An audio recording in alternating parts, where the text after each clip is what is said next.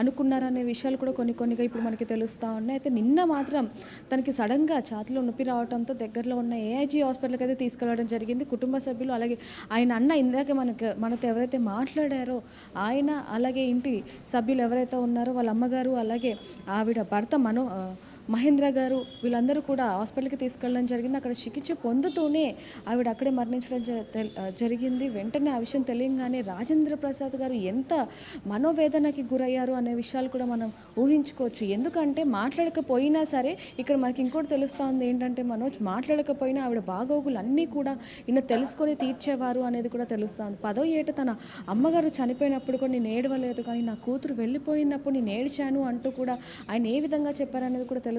మా అమ్మ చనిపోయిన తర్వాత మళ్ళీ మా అమ్మ నా కడుపునే పుట్టింది అంటూ కూడా ఆయన ఎంతగానో ఆనందపడ్డారు. అలాంటిది ఇప్పుడు మళ్ళీ మా అమ్మ వెళ్ళిపోయింది అంటూ కూడా ఆయన అక్కడ చూడొచ్చు. ఆయన ఎంత దిగాలుగా ఎంత ఇదిగా కూర్చున్నారు అనే విజువల్స్ కూడా మనకు కనిపిస్తూనే ఉన్నాయి.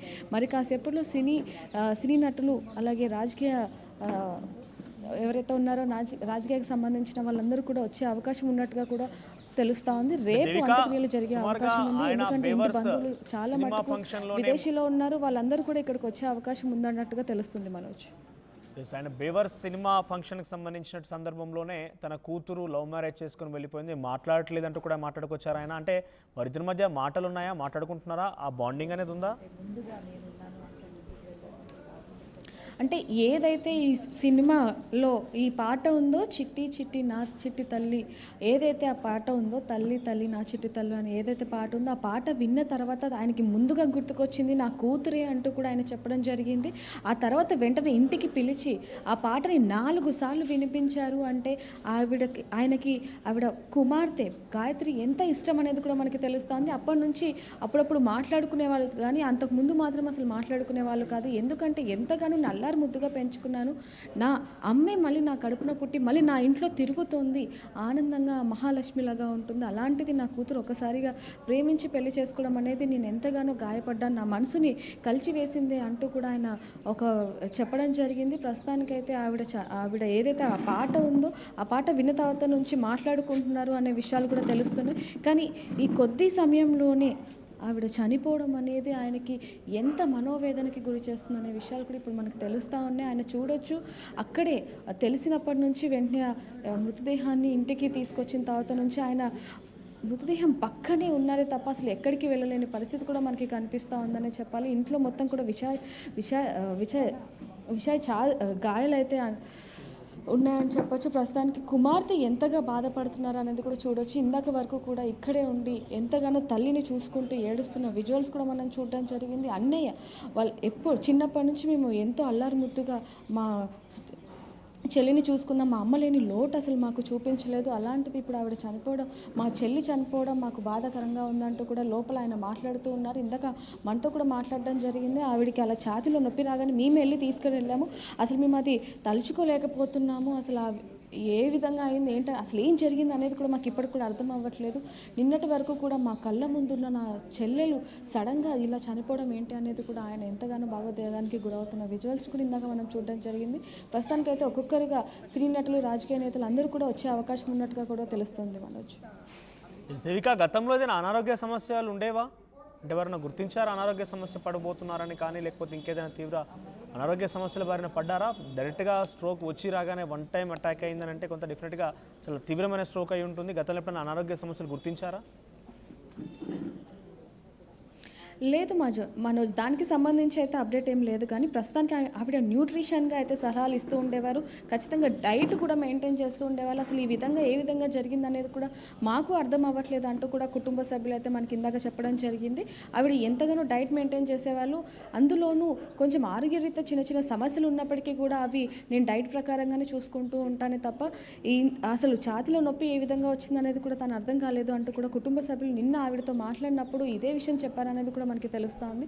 న్యూట్రిషన్గా అయితే తను సలహాలు కూడా ఇస్తూ ఉండేవారు. ఎవరు ఏ విధంగా ఉండాలి ఇవన్నీ కూడా నేను అంత జాగ్రత్తగా చూసుకునేదాన్ని, నాకెందుకు ఇలా అయిందంటూ కూడా ఆవిడ నిన్ను అన్నారు అనే విషయాలు కూడా మనకి ఇందాక కుటుంబ సభ్యులు అయితే చెప్పడం జరిగింది. ఆరోగ్యపరంగా మాత్రం ఎటువంటి సమస్యలు లేవనేవి మాత్రం ఇందాక కుటుంబ సభ్యులు చెప్పడం జరిగింది.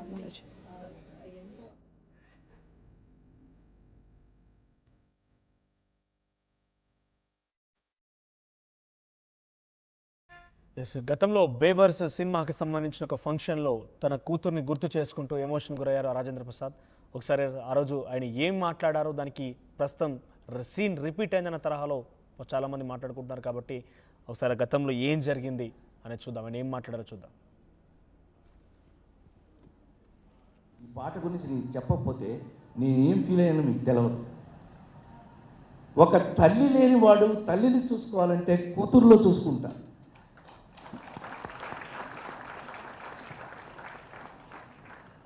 మా అమ్మ చనిపోతే 10వ సంవత్సరంలో, నా 10వ ఏట మా అమ్మ చనిపోతే,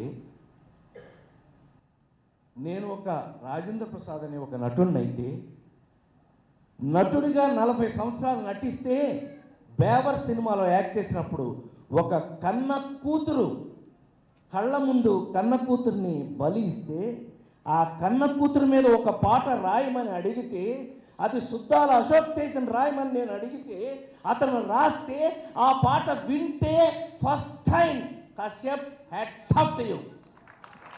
అతను లేడు ఇక్కడ, అతని కర్మ, వాడు లేకపోతే వాడి కర్మ. వాడు ఉంటే బాగుండేది. వాడు పాడితే ఆ పాటని ఫస్ట్ టైం మీరు నమ్మి తీరాలి. ఇంత ఎమోషన్ నాకు ఎందుకు వస్తుందని చెప్తున్నా. రమేష్ చెప్పాలి నాకు ఆ పనికి మాలిన సెల్ ఫోన్లో వినిపిస్తే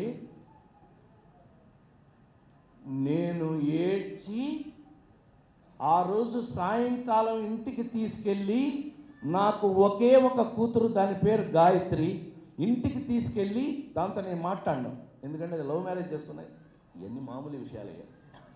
పిలిపించి దాన్ని ఇంట్లో దాన్ని ఎదురుగా కూర్చోబెట్టి ఆ పాట నా మనస్ఫూర్తిగా 4 సార్లు వినిపించిన వాడిని నేను. అదే ఇప్పుడు మీరు విన్న పాట. తల్లి తల్లి నా చిట్టి తల్లి, నా ప్రాణాలే పోయాయమ్మా. అమ్మ పోయినప్పుడు ఏడవలేదు ఈ లంది కొడుకు, కూతురు పోయినప్పుడు ఏడ్చా. మీరు మనుషులై, మీరు నిజంగా మీకు మనసు ఉంటే ఈ పాటను మీరు జన్మలో మర్చిపోలేరు. ఇప్పుడు నేను నాకంటే చిన్నవాడు లేకపోతే పాదాలకు నమస్కారం పెట్టేవాడిని, కానీ నా సోదరుడికి నేను అడిగినందుకు, అంత అద్భుతంగా రాసినందుకు నా మనసు నీకు ఇచ్చేస్తున్నాను తమ్ముడు. Ramesh, you deserve my love. నిజంగా చెప్తాను.